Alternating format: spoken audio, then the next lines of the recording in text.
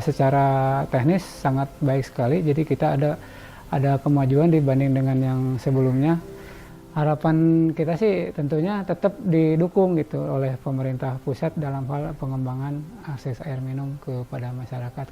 Jadi mudah-mudahan bisa bermanfaat bagi masyarakat yang sangat membutuhkan pelayanan air minum. Di sini sangat butuh sekali sehingga lebih cepat penyerapannya. Sekali lagi terima kasih, mudah-mudahan kami dibantu terus dan insya Allah akan bermanfaat bagi masyarakat Indramayu.